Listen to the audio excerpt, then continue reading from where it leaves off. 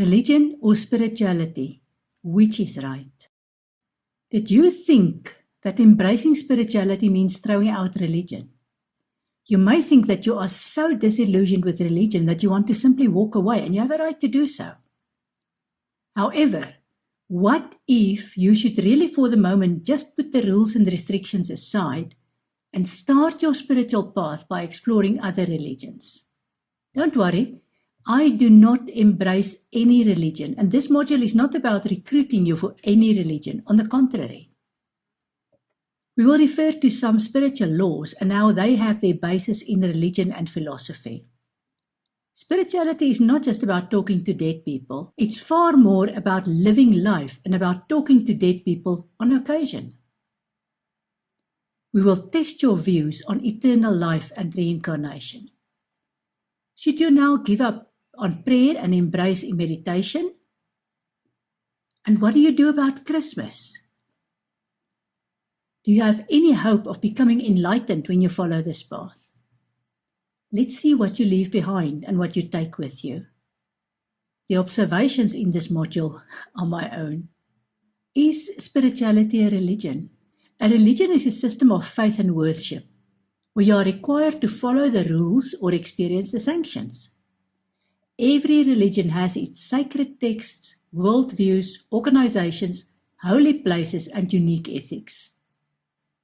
There are many different religious movements in the world, and you will find something ritualistic in each of them.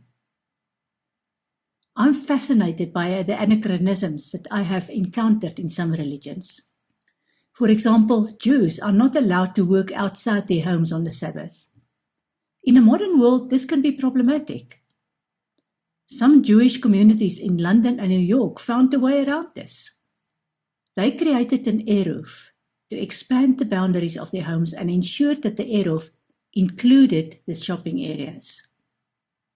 An Eruv is an urban area that's enclosed by a boundary, which symbolically extends the private domain of Jewish households into public areas. This permits activities within the Eruv that are normally forbidden in public on the Sabbath. Problem solved. Now you can still do things that are only allowed in your home, but suddenly your home includes a shop. Another example is the Hindu Panchaganapti that came into being in 1985. Christmas and the accompanying presents are not part of the Hindu tradition. So in 1985, a Hindu guru created this holiday which allows for the exchange of gifts around the time when the rest of the world celebrates Christmas. All sorted. From my own cultural background as a Protestant, I remember a time when a hat was mandatory for a Sunday church service.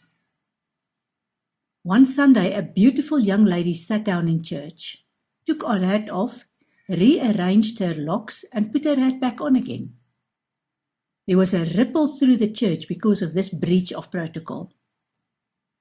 Nowadays, most Protestants wear hats on occasions such as weddings, but otherwise they don't bother with a hat. I once boarded a flight from Krakow in Poland to London in England. There was a commotion with a group of Hasidic Jewish men who just wouldn't sit down, despite being asked several times by the flight attendant to do so. It turned out that I was the problem.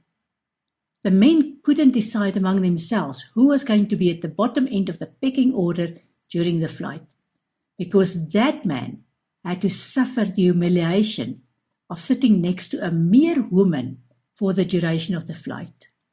I didn't budge.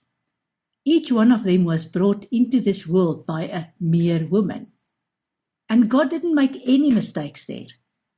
And they eventually dealt with the problem while I continued reading my book. Speaking of the unique ethics in the religion, what is your view on the Catholic Church and the way they manage pedophiles? From everything I've read, the punishment for priests who are caught molesting children is that they are moved elsewhere and forgiven. And what about the children? And you know that gay people are judged as sinners based on the verse in Leviticus, and the judgment is applied by men of the cloth who never marry. I also find the views of evangelical Christians in the United States puzzling. where they want to apply the death penalty to doctors who do abortions on women whose lives are endangered by pregnancy. I struggle to understand the moral judgment and the contradiction in terms. Let me ask you, what is your view on religion? Spirituality is about not judging people, but about discernment and being inclusive. The code of ethics is simple. Love your neighbor.